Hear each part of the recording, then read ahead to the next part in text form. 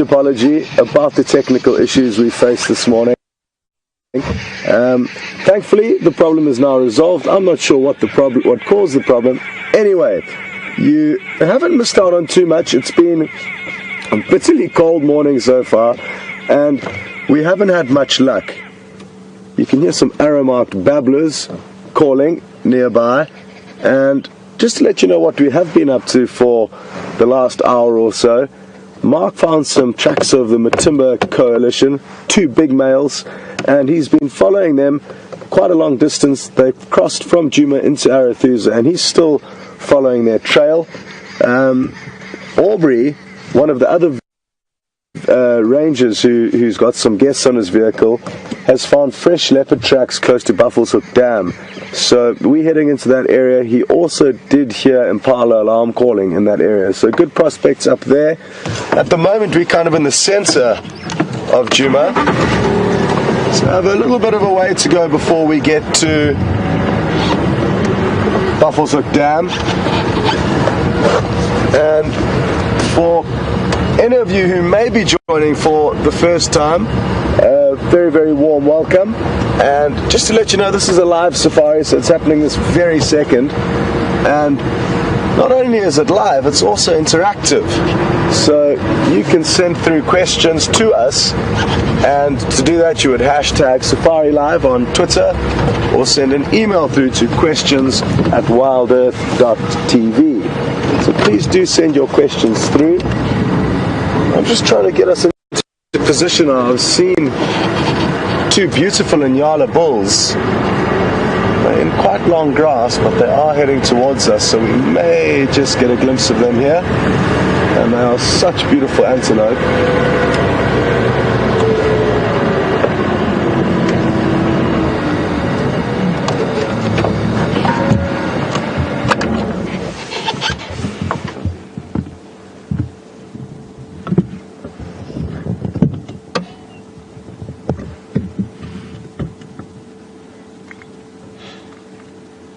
The males have got a very characteristic chevron between their eyes, so even when they are very young, you can distinguish male from female before they even have horns.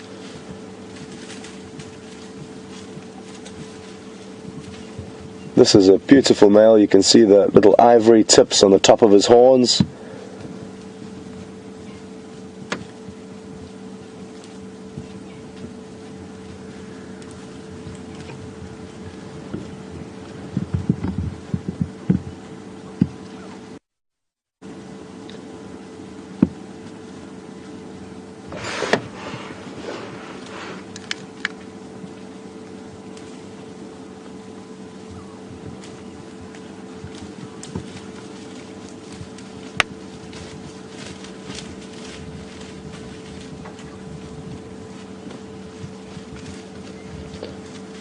Now, I said it was crisp and cool this morning, so to give you an idea of the exact temperature it is now, it would have warmed up a little bit, but it's 19 degrees Celsius, which is about 68 degrees Fahrenheit. And what happens when it's very cold in the morning is it actually forces us to drive slowly, because the wind chill factor really does have a huge impact on the temperatures we're feeling. And I quite like that, because by driving around slowly, we've got less chance of missing any clues or signs that the bush may have for us. Let's see what's going on here. No, they're just carrying on into the thick bush. I was hoping they may start to perform a little bit of a dominance display. They might do it. Let's see. The individual on the right does have the hackles of his mane erected, as you can see now. And when they are competing with other males, they'll erect all those hairs and walk around with a very stiff posture, almost in circles around one another. And that's one way that they can try and establish dominance. Failing that, they will clash horns and have a proper fight, but you'll find a lot of the antelopes have got ways of trying to establish dominance before actually making physical contact with other males. I guess only when there's a perfectly matched pair will it come to blows. Beautiful.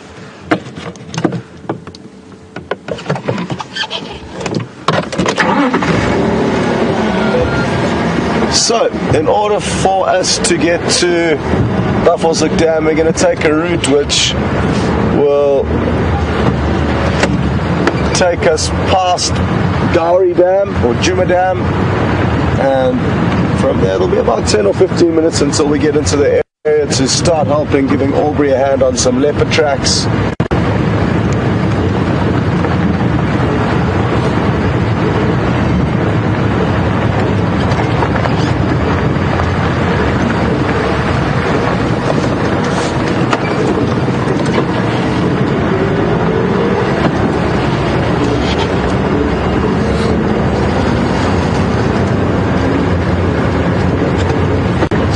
I forgot to mention that I'm teamed up with Brian this morning on camera, and VM is with Mark,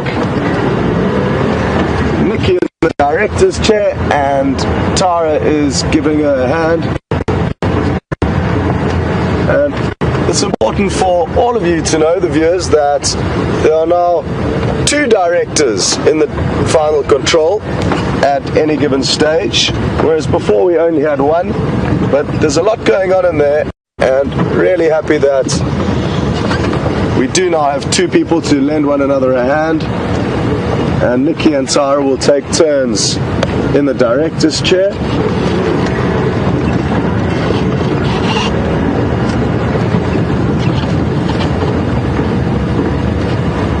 Some other news just about us and what's going on between some of the staff members. Brent is currently on leave, but he will be back on Thursday, and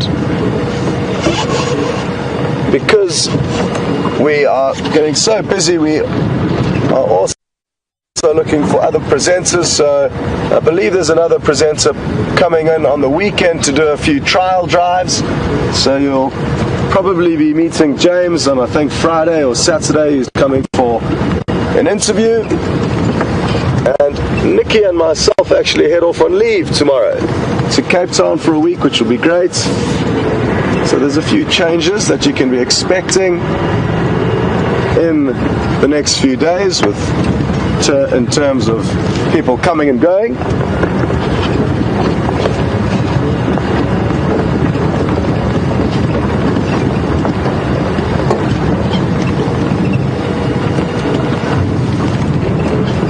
Really love this road we're driving down now. It takes us quite close to the 2 lodges here at Djuma, one called Vuyatela and one called Gallagher.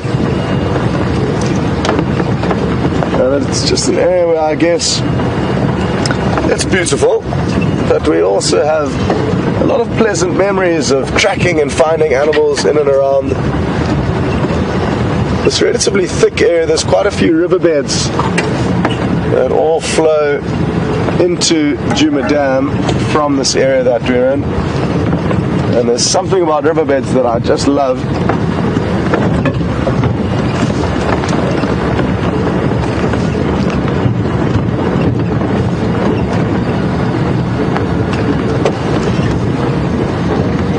There were some people sitting on their deck there at one of the camps. That's who I was waving to. Not a bad way to start the morning.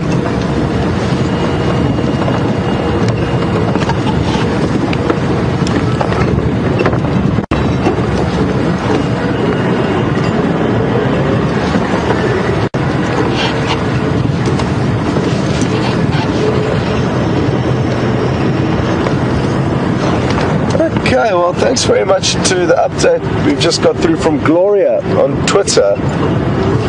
And apparently a leopard was heard calling around the Djuma waterhole very recently. I'm not sure what the time is now, but that report was at around 7:30.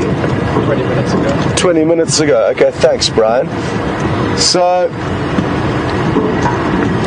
that's some very useful information, and as we pass through this area, we're certainly going to keep a very close eye out for any leopard tracks.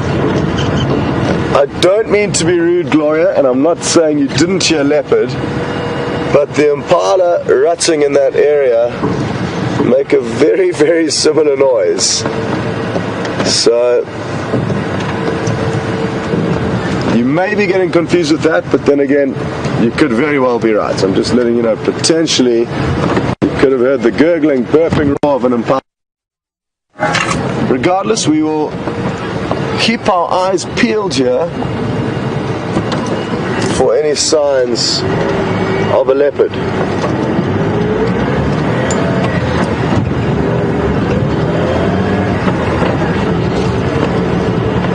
It really is such a wonderful call, the rasping call of a leopard. I will try and imitate it now for you, just so that you've got an idea of what it sounds like.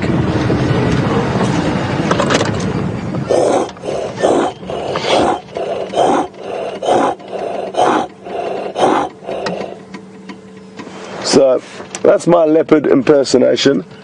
It can sound quite similar to the grunts of an impala, which I'm not going to try and do, and I have tried to do it, but it's a very difficult noise to make. And that would be a wonderful way to start off this morning, as if we could find a leopard, and not only find it and look at it, but also hear it calling.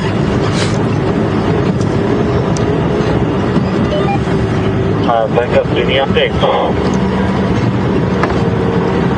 It's something that I don't think I've actually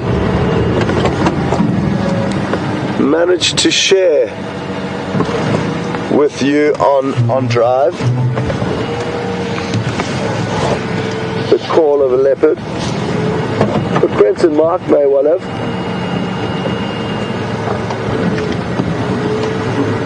Thought I saw some toe prints in the sand here. But it's a tricky road this, so I'm just going to continue and check carefully up ahead.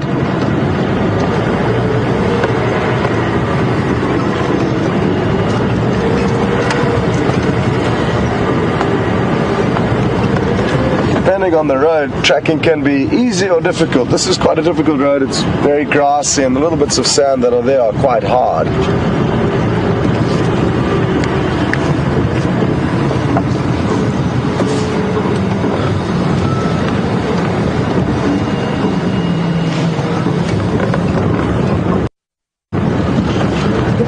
Good morning, Murray, and thanks very much for sending your question through. Murray's obviously noticed that we haven't seen any giraffe. Not even in the whole 6 months that we've been filming here, and that's no surprise to me.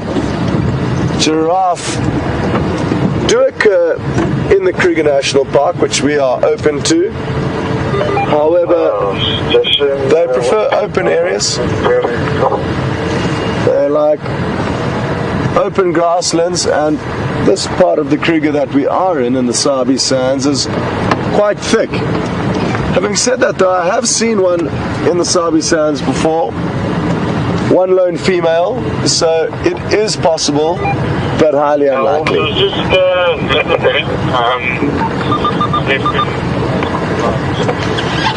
And you'll find that's the case with a lot of different animals that have the freedom to be here if they would want to be, as there's no fences restricting them being here. It's simply the wrong habitats.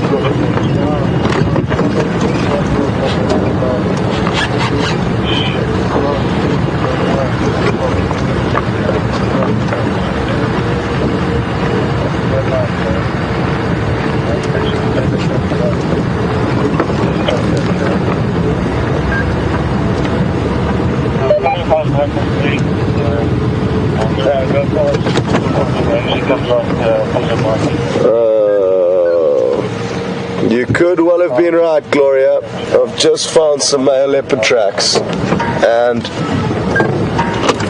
it could well then have been a male leopard vocalizer here. I'm just going to jump out to show you the tracks. I'm going to circle them. Good news, and then we're going to chase after them.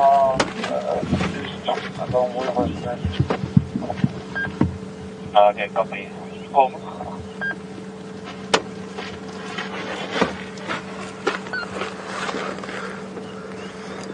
So, what you can see there is a male leopard track. I can tell it's a male's track from its size, and that's awesome news. Okay, so apologies for saying that you could have been wrong, because this confirms that you could well have been right, Gloria. Tracks of my daughter Ingwe heading towards Djuma Dam along Mvubu Road.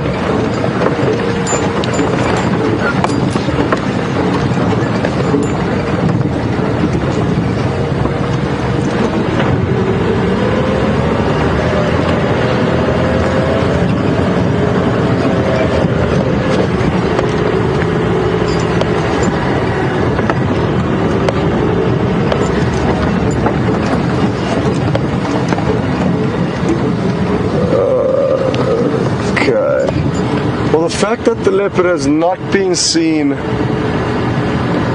down at the dam, and also the fact that there don't appear to be more tracks here, makes me think that it may have headed north in a little riverbed. But I'm just going to check closely here.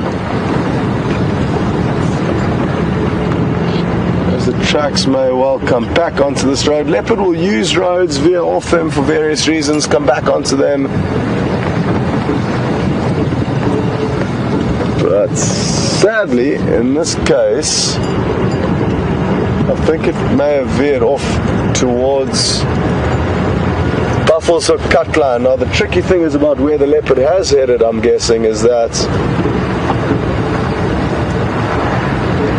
it's a very big block with not many roads taking us through it. What that means is that it's difficult for us to search with the vehicle.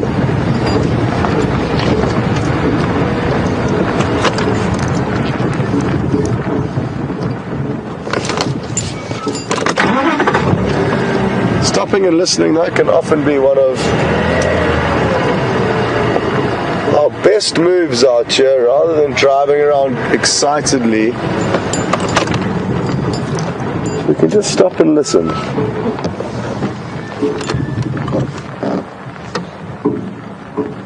Although while we stop and listen, I'm just going to roll forward a little bit, because there's some hornbills and a starling looking for breakfast that we can watch while we wait.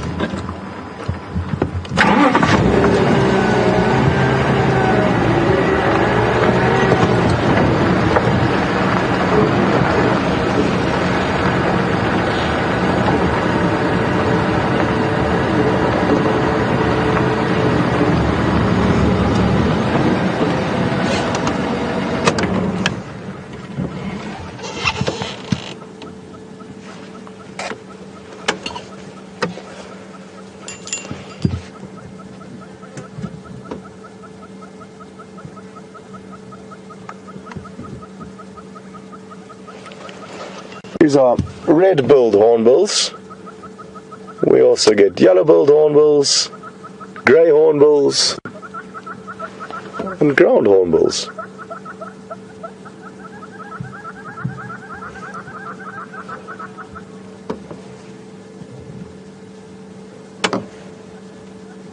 And you'll find a lot of the animals are taking it relatively slowly in the mornings, as it is very cold, so you find a lot of animals just basking in the sunshine for the first few hours of the day.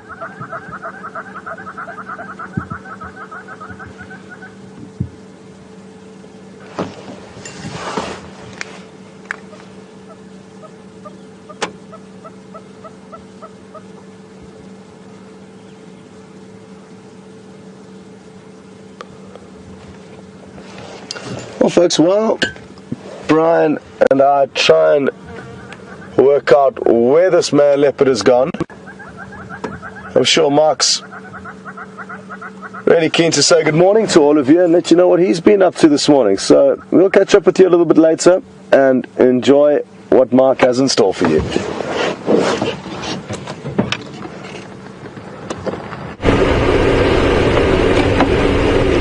Good morning everyone and welcome to Jigga this morning, our sunrise drive, midweek, Wednesday, mid-month also, almost. Yes, we're getting closer to the end of May already, can you believe it? My name is Mark, oh, what was that? Dacre. Oh, Dacre. Looks a bit darker, Dacre diving. My name is Mark, Bim is on camera with me, and we are on Arathusa. I spent the morning tracking lion. We had some tracks of a big male. Followed him from Wetela Access Road onto Riffles of Cutline where he was near Sydney's Dam. Then he made his way, well there were two of them, but they were walking in different places at one point. Crossing onto Djuma, all the way down Aubrey's Road, crossed through Aubrey's Road towards Impala Plains. We found the tracks again on Sandy Patch, and then crossing over, found the tracks again on Triple M, and that brought us onto Arathusa, and I lost the tracks around Red Dam, and at the moment we're making our way to the airstrip, but I'm trying to pick up other tracks that I saw as well, which were tracks of probably Shadow and her cub. And well, while I'm going to be mostly concentrating on finding an animal, I'm just keeping in mind where the tracks are going, just in case we maybe come across them again. We haven't had very much luck with our tracking of late. And hopefully it's not an indictment to our tracking abilities, but more a case of just getting confused by cats. When they leave a road and they start going off into a block, we can walk a little ways in, but we can't really go too far in, and so it becomes a matter of trying to find their track somewhere else on another road coming out of that block.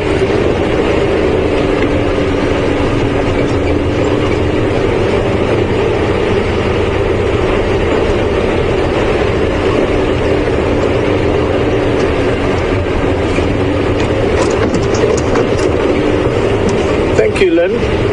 Lynn's just saying that there was the sound of lion roaring from Arathusa. Now that could be the same lion that I'm talking about. It would be interesting, Lynn, if you had a time frame for when that was happening. And it's the same direction those lions were traveling in, so I hope that maybe we can find some tracks of theirs or find them. Maybe the Arathusa guys have already found them, in which case it'd be nice if I could maybe find one of the Arathusa vehicles to get an update from them.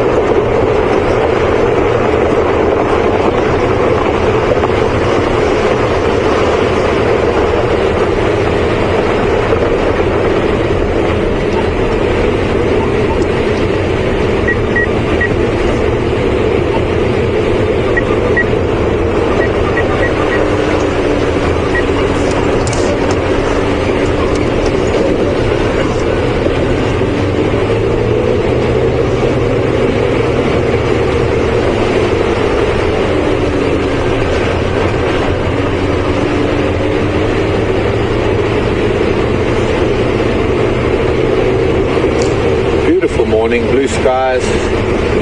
Been a little bit chilly this morning. Temperature's probably around 17 degrees at the moment. It's about 64, 65 Fahrenheit, maybe.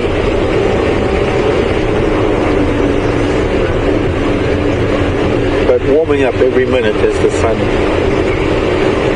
rises.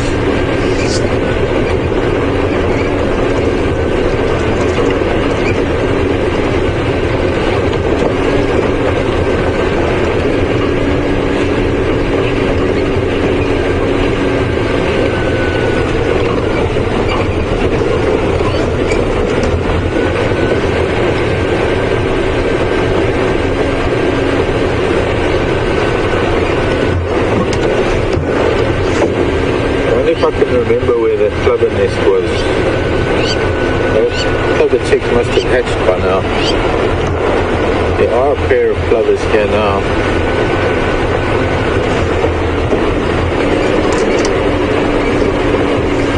Lapwing. Crown plover. Crown lapwing. The nest was over here. There's a little tuft of grass, I remember. It was the only way I could remember where the nest was this little tuft of grass that was over beneath it.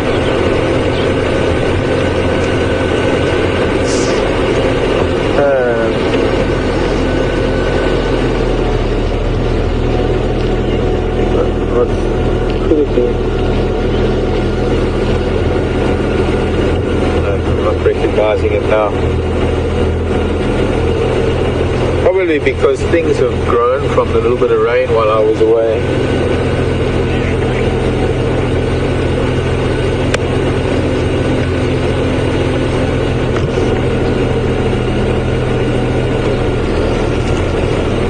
Oh well, nice try.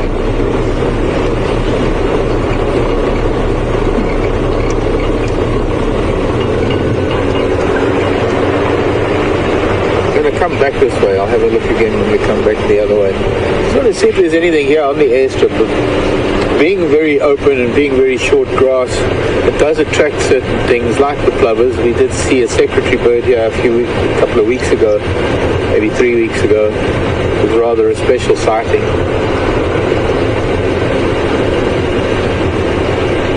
Quite a bit greener than when I was last here because of the bit of rain that fell.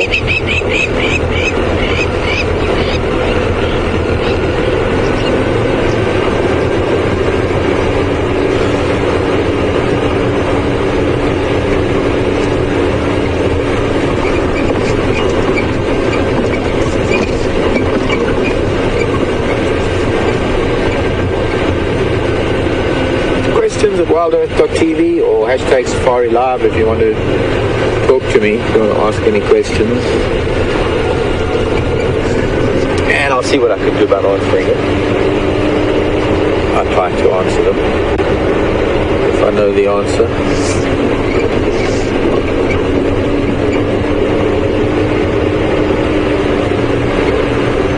Okay, well, let's go back north and then I'm going to make our way around Arathusa Dam. We'll try and see if we can pick up on these lion tracks once again. We go back to the northern side of things.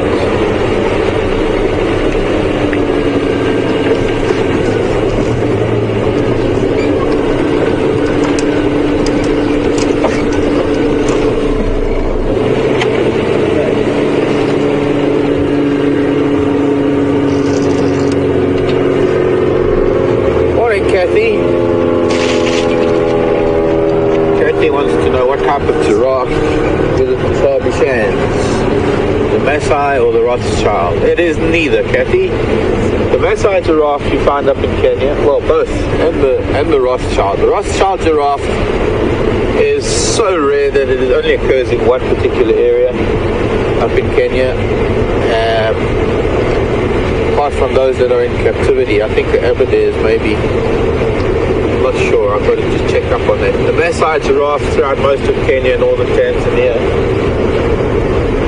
The giraffe that we have here is the southern giraffe. It's the same giraffe type giraffe that we get throughout southern Africa, South Africa, Botswana.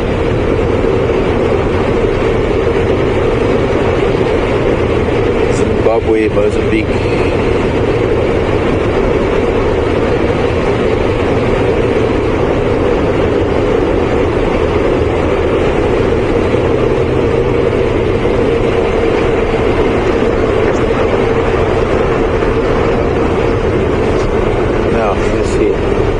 Recognize that little tuft of grass.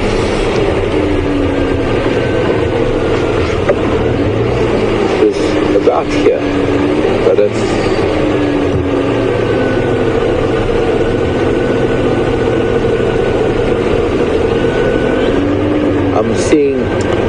seeing a scraping, and I'm not seeing chicks. Even if they'd be very camouflaged, I think they would still be moving. So things have changed somewhat. And they've probably hatched by now.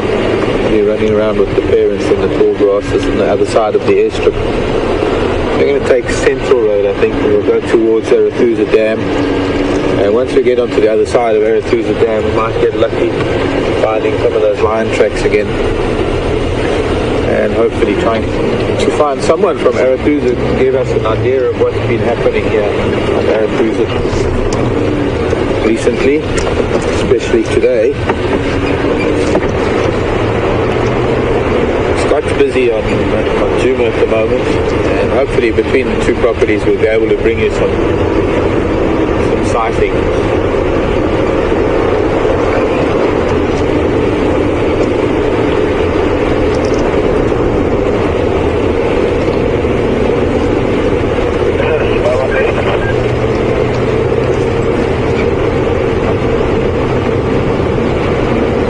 Not even the warthog out here today. There's a family of warthog that live here.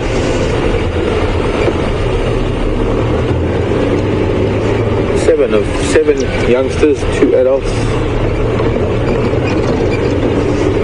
Quite a remarkable family, because they've actually managed to keep all 7 piglets so far. The last time I saw them.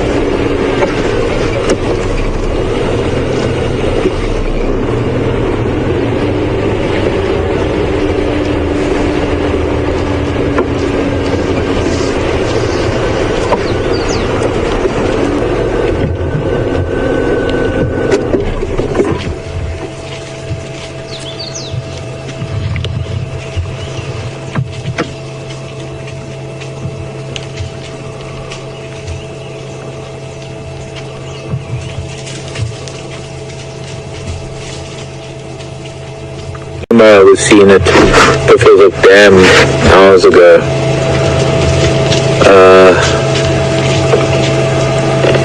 I haven't heard anything on the radio. I know that there have been at least 2 vehicles at Buffalo's Dam. I haven't said anything about the young Karuma male. What I can tell you though is the 2 Matimbas joined up with the Nkumas yesterday, and at some point the young male was seen on his own. Now we don't know if he was chased off or whether he left of his own accord, but he was seen walking away from the rest of the pride. They were up on an airstrip on Torchwood. Nice little family group of Impala. I'm not a very dominant male if he's only got a few females. But I'm sure we'll pick something up on the radio if anybody is with that young male. But it'd be interesting to know, Morning Glory, what time that was and who reported it, or rather,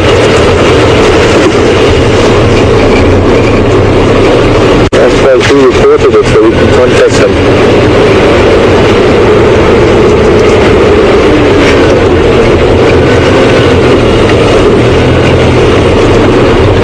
Elephant tracks going the other way. But they must be from yesterday, because there are genet tracks and other nocturnal animal tracks on top of these elephant tracks.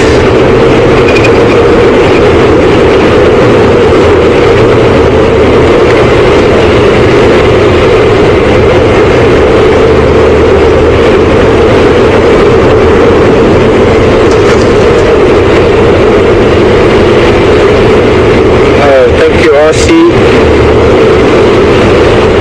saying that the lapwing nest was empty the last time Brent looked at it.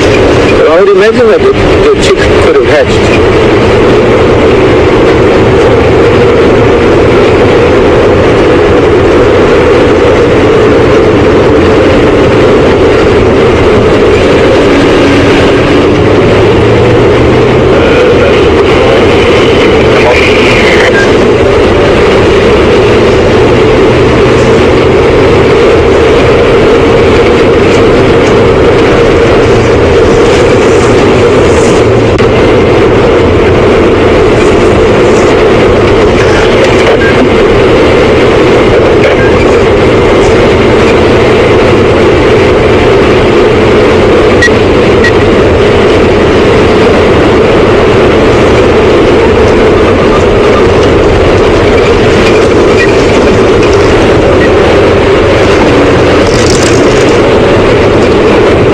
Everyone, and Brian and I drove on, checked for more tracks of this man out on a road where I thought he was heading towards, so he could still be in the bush, but we've got such a beautiful site here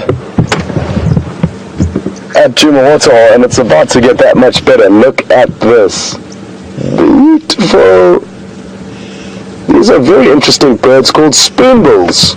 And you'll notice their beaks are very spoon-shaped. Now I'm guessing they're going to circle around once or twice and then come and land at the waterhole and start feeding. So we are not going to go anywhere. And here it looks like they're coming in. Beautiful.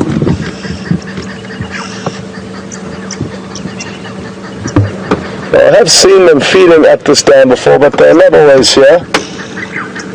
And I really do hope that we get to see them feeding, because it's a really, really cool sight.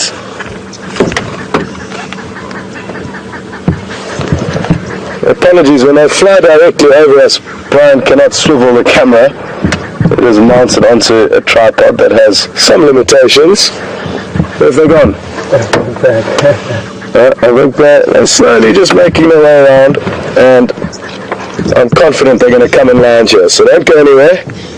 We're about to see some spoonbills in action.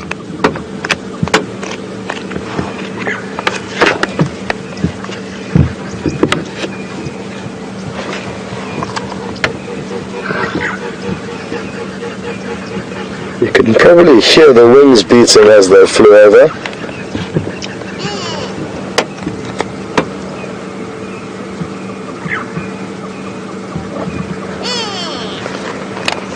We also have quite a few impala, excuse me, as you can see. Incredible to think that there's one male who's looking after all these females. There are one or two Inyala dotted amongst them there, and you'll notice the difference. The Inyala have the vertical white stripes on their bodies and are a little bit larger than the impala. There may be a few young males that the male who is responsible for this herd at the moment, which is him, does tolerate. They were only born about 6 months ago, a lot of the young males, and you'll just see their horns beginning to protrude. The male will be far less tolerant of any large males, as it is the rutting season, and they compete fiercely amongst one another for rights over females. And it's kind of a two-way job. He's got to establish a good territory, which is this area, and naturally the ladies will come to safe areas with good feeding and good water. So it's a specific area that he's fighting for, but once he has acquired this area, he does also have to ensure that he keeps all the ladies rounded up. It kind of happens naturally, like I say, because they do want to be here, but he does need to make sure no males come in and herd off any ladies. Now yesterday morning we were very, very lucky, and we actually got to see the impala mating. It's not something that gets seen very often, even though that's what they're doing at the moment. We seldom see it, and I've only seen it a handful of times in all my guiding career. So yesterday was really great, and it just took a little bit of patience, I guess. And the more time we spend it with them, the more likely we are to see some interesting behavior. Now, it appears that the spoonbills decided not to come and land here. Maybe it was because the vehicle was here. We are parked fairly close to the dam. So that's a pity. Anyway, at least you did get to see them flying about. And who knows, they may return here a little bit later.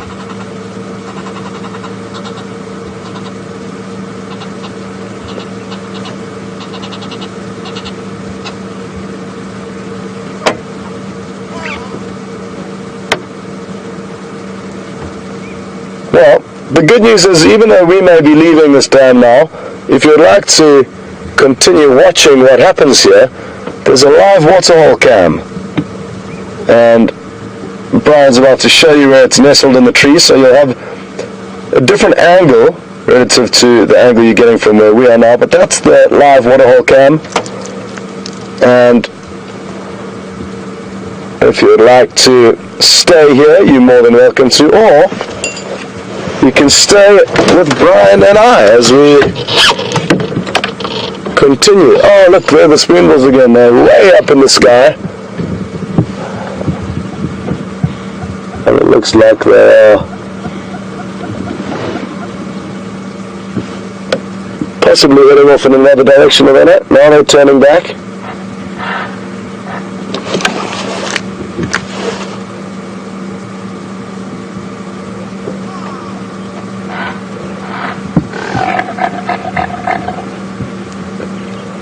That grunting noise you may have heard was the male impala vocalizing, letting the other males in the area know that he's around.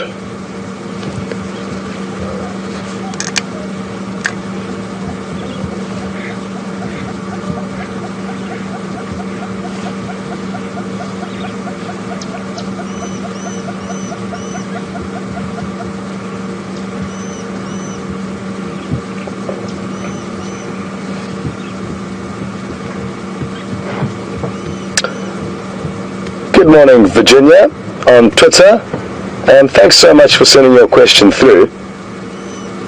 Virginia would like to know about the male Inyala that we were speaking about a little bit earlier. They do a dominance display where they walk very slowly with a very stiff posture, and they've got all their hairs on their body erected, making themselves look bigger. And Virginia would like to know who out of the two decides which one is the winner. And they'll decide amongst themselves. I guess they can read into enough of the body language that they don't need a referee to decide who the winner is, or a lady to decide who the winner is. They'll decide by themselves. So it's kind of an interesting scenario, but like I say, it's not always the only deciding factor. They may need to actually clash horns if it's a very tight competition in terms of the ritualistic posturing that they do walking around one another. If that doesn't work, if they can't conclude who the winner is from that, then they will start fighting. And it's the same with the male impala. Even though they're ratting at the moment, a lot of their competing is done just by running around chasing one another. They very seldom actually make contact. It's not to say that they don't clash horns and lock horns, because occasionally they will, and it can lead to death. I have stumbled upon impala in the past that have been killed by other impala, clearly by the puncture wounds from horns. So it will occasionally get to that level, but it doesn't make sense for them to have to always get into a blow-to-blow battle if it can be decided in a conversation, so to speak. There are two very young males that are practicing for in the future when they may well come to blows, and here they are here. Maybe they're getting excited by the bigger boys who are doing it for real. And a very important practice for years to come. It'll probably only be in 4 years' time that they will start mating. It's between 4 and 5 years that male impala will become sexually mature, but even now, the 3 of them are practicing. This is more action than we've seen the big male impalas do, so... Hey! Jumping for joy. Okay, now, the spoonbills did loop around and give us one last glimmer of hope, but they've moved off, so we're going to continue. And probably go back on the road that we checked a little bit earlier for any sign of the male leopard tracks that we had just behind us. You just got to follow their general direction. I did go back to the last tracks, try and establish where the leopard went, and couldn't. He obviously took a trail along a hard path that left no clear trail for somebody like me to see. But thankfully, with the waterhole camera being here and no reports coming through of a leopard being seen here, I can safely assume that that animal is headed north, or relatively safely assume. And I am also going on previous sightings of male leopards that I have seen in this area. They often follow a riverbed that flows into the dam, but they followed in the opposite direction up towards Buffles and Cutline. Sometimes going straight through this block until they get to our northern boundary, or sometimes, especially in this male's case, he was veering east. So I'm hoping he's going to have cut through this block and then onto a road called Bowery Cutline, which is where we're going to drive now. We did drive half of it earlier and there were no tracks on it. Therefore, it's quite useful for us, because if he has popped up between when we were there earlier and now, his tracks will be on top of our vehicle tracks. That'll help us to slowly fine-tune and decipher this puzzle.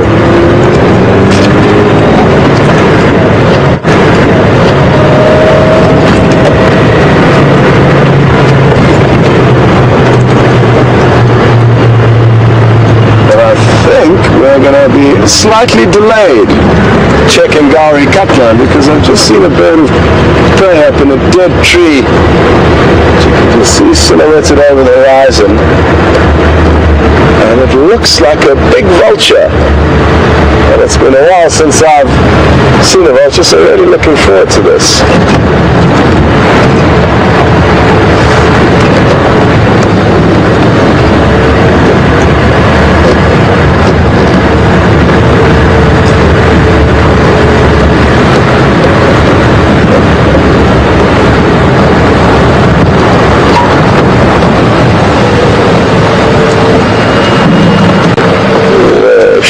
Stop. I think we're going to find a little gap just about here.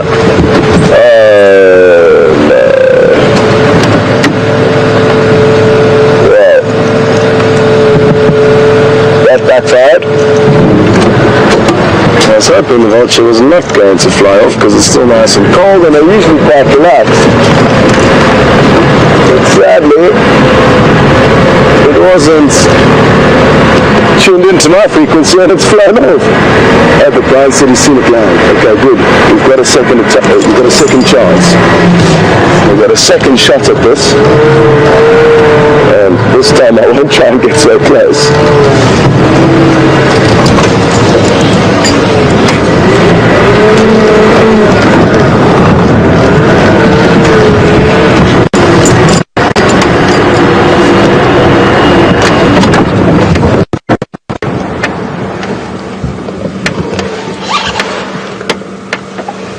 Wonderful. This to me appears to be a white-backed vulture. It's the most common vulture we get in this area, and it's kind of a medium-sized vulture. You get some that are a bit smaller, the hooded vultures, and some that are a bit larger, the white-headed and the lappet-faced. You may be wondering if there's a kill nearby. Why was this vulture sitting here? Well, there's only one vulture sitting on a dead tree early in the morning. It's not necessarily a good indicator that there would be a kill. It's more likely that this vulture just slept here, and they like dead trees simply because it's easier for them to land and take off in. When you see them perched in trees with lots of leaves, less comfortable trees you could say, that's often a good indicator that there may be a kill nearby. But in this case I simply think it's by chance that we've stumbled upon his overnight stop from last night. You would have heard a strange noise now. That's a bird called a go-away bird, and it's from that noise it makes. It sounds quite similar to somebody saying go away. Whether it's complaining about us or the vulture, I'm not sure, but could be either.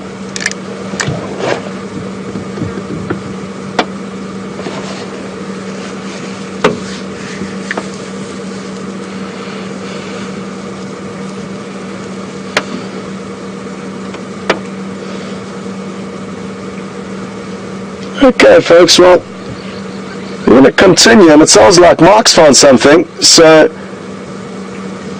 we're going to cross over to him and enjoy the feathered friend he has lined up for you. We'll see you later.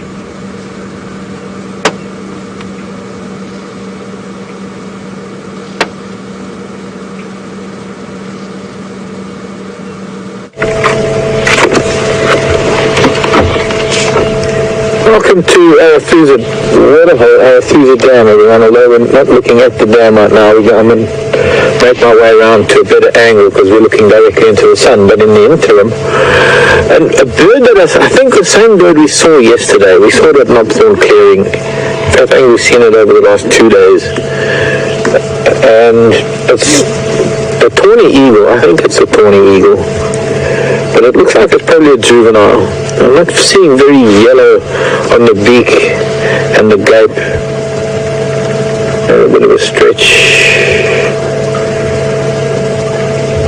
Nice stretch.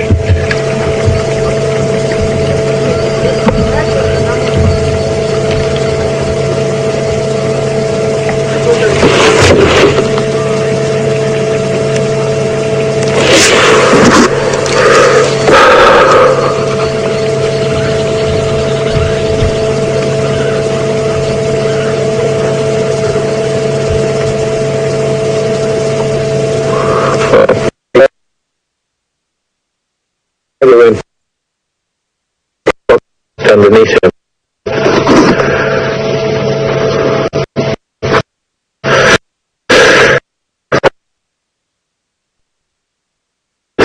Through there for a while.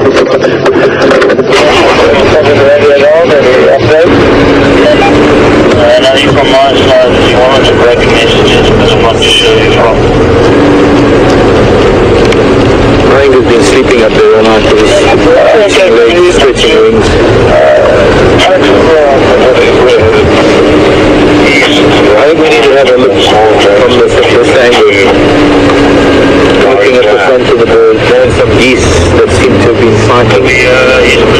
But also some of the lion tracks that we were trying to follow earlier seem to have come past the dam further on now. We're across the dam wall, so I don't know who was zooming overnight. There are tire tracks going over these lion tracks. I'm assuming that the Arathusa vehicle saw them early this morning.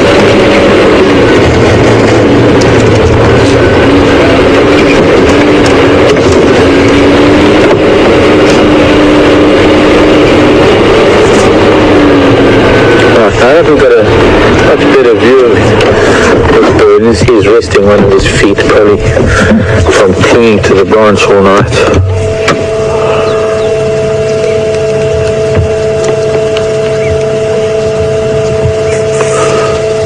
Now the gape of an eagle is quite important in identifying. There are about 7 brown eagles. There's 7 eagles that all have, all appear very similar.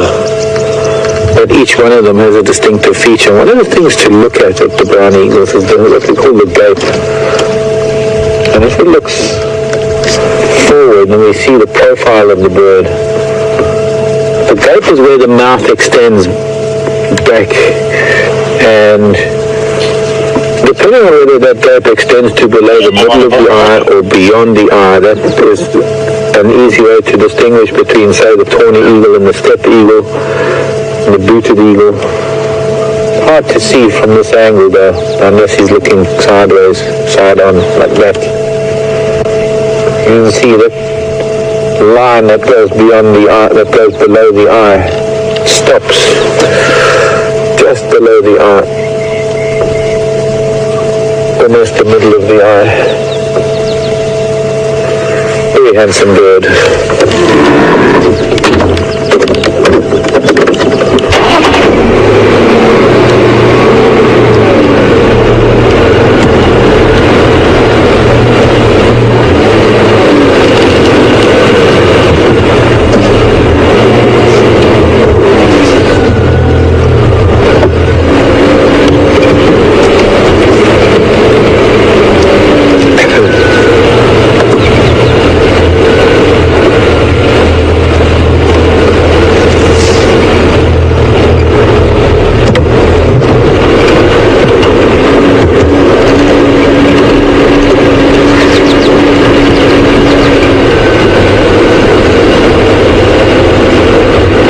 About the young Djuma male being at Buffelshoek was from yesterday, but now, once again, is that Buffelshoek Dam or just Buffelshoek? Because the rest of the pride were on Torchwood.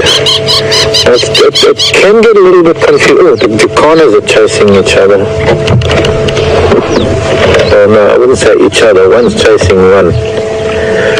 African Jacana, the lily trotter. I see they've landed further up. We're going to go and see if we can see them. They're a very interesting bird to talk about. For now, however, we'll see the...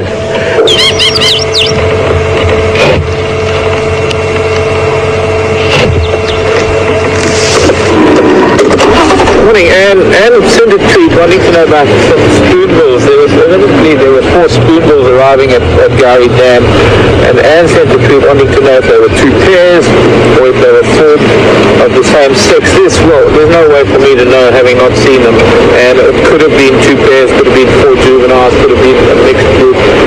I've just come from the coast where there would be up to 50 to 100 spoonbills all feeding together, so it would be necessary to get a closer look at them. Not easy to tell the sex of spoonbills. And the one Jacana is flying off again to the Ludwigi on the other side of the hippos. See if we can get to see the remaining Jacana. Whether it was Jacana are somewhat different to other birds. Jacana are what we call polyandrous. There's one. So I could have been a female chasing a male. Instead of polygamous, one male, several females, polyandrous is one female, several males. And she will mate with the male, lay her eggs, and leave the entire care of eggs and young to the male, and go off and find another male to have eggs with, and leave him to take care of the kids. Coming back.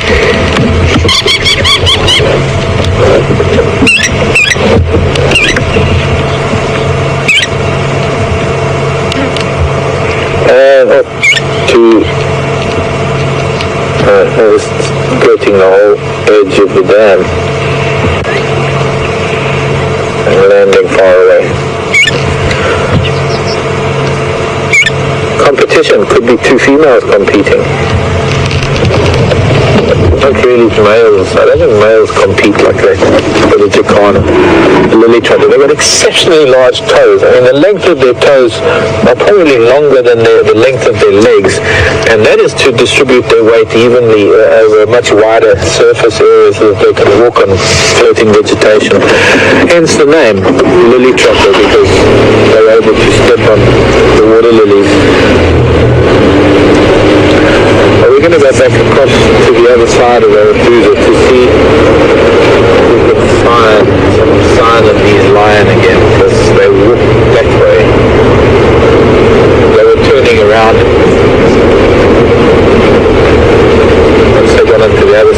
dam. They walked down one road, turned around and walked back. And there have been too many vehicles driving around. And I don't know if any of the other cruiser guys have found them yet.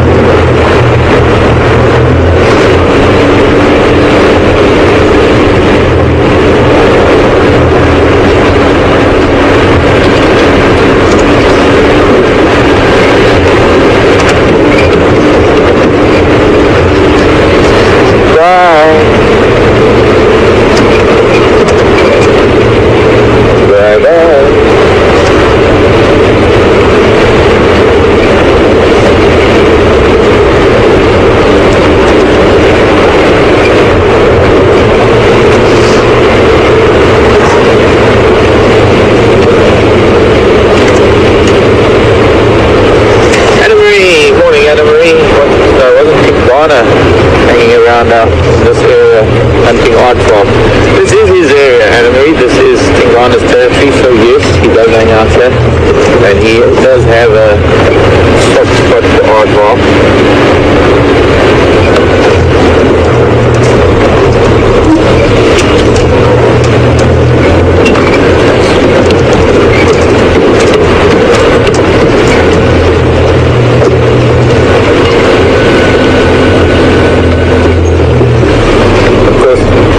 Having to find him, we've got thousands of acres to look for him in. It could be anywhere.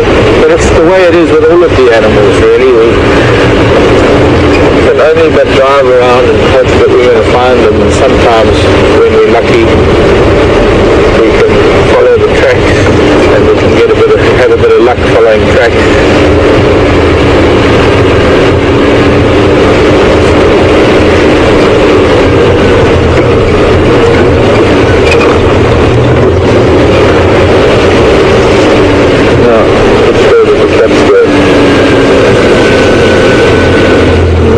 Maybe this way.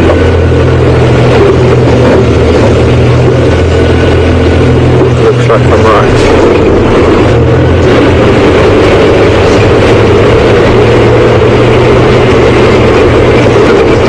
See, when they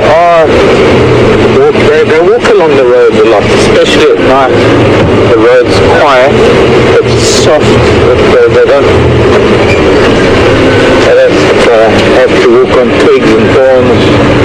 The roads are not a foreign concept to the animals because they make pathways themselves. Hippos make pathways, zebra make pathways, elephant have highways, and most other animals will use those pathways. So the pathways that we make with the vehicles sometimes are just old animal pathways that have become a little bit broader to accommodate the vehicles. And so it's not really a strange thing to have animals walking along the path. But sometimes when they're either making a kill or when they're going to lie down and spend the rest of the day sleeping, they will walk off of the road and they'll find a secluded spot or a shady spot. And sometimes if they're sleeping, they're lying down already and they're just off of the road somewhere, we can miss them if they don't lift their heads. Or when they leave the road and they head off into the bush, into what we call a block right now. The tracks were coming along this road, but now they aren't on this road anymore. So they've turned off, they've gone through one of these blocks. And sometimes the blocks are very, very large. Too large, in fact, to cover entirely. So we have to go around all the roads that circle the block and see if those animals come out of the block. Right now I'm going to have to go back because I don't know where these cats left the road. I think they would have gone up that way. There were tracks on another road, so we were coming in on Central Road.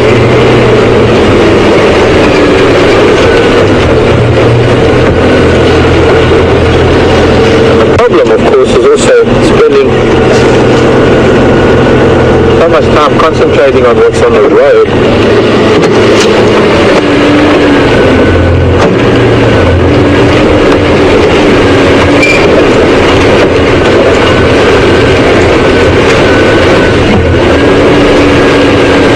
Oh, pussycat, where are you now?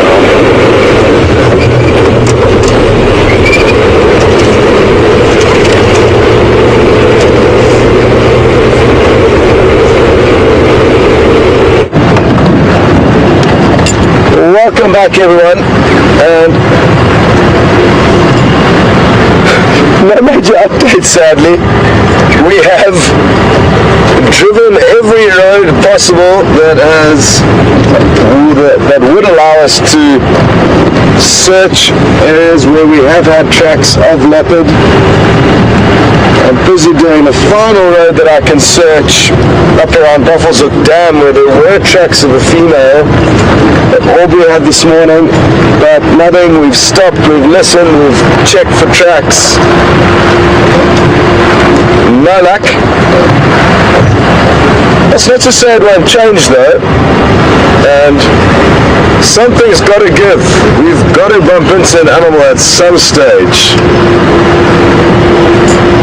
But it has been a bit of a tricky morning.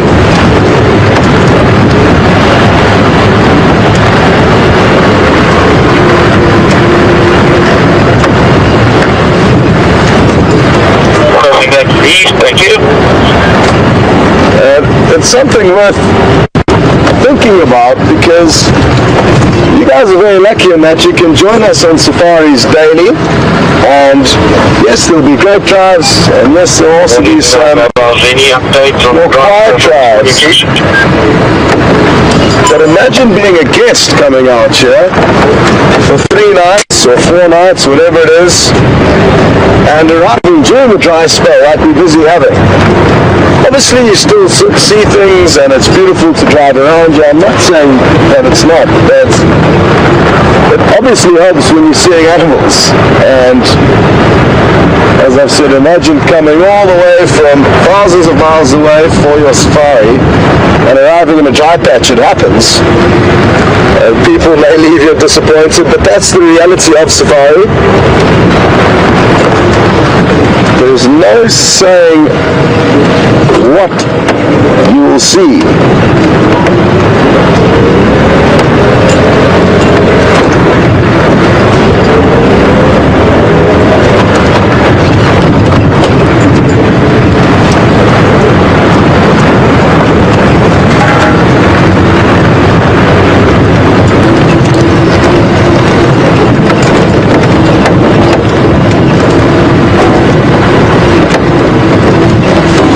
Found Djuma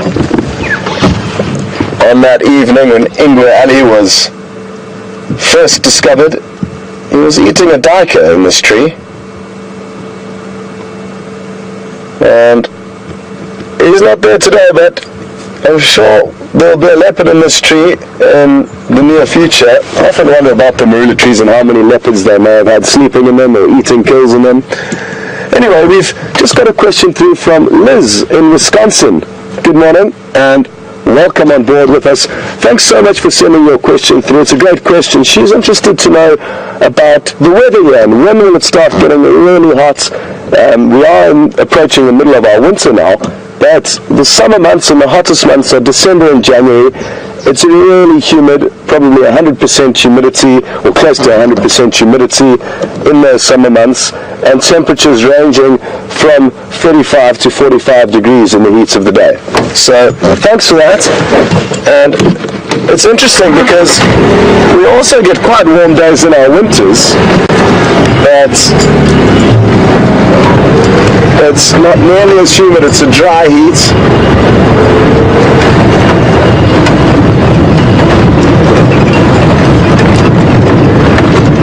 Well, as the sunrise drive comes to a close, I would like to say thank you very, very much for following us, and I'm hoping this afternoon is going to be filled with a lot of fun and animals and adventure. And there's only one way to find out, and that's to join in on the afternoon safari, as we never know what's going to happen out here. I'm already looking forward to it, and I've only got 2 more drives left. So thanks to Brian and the girls in the girls in final control. We will see you all a bit later.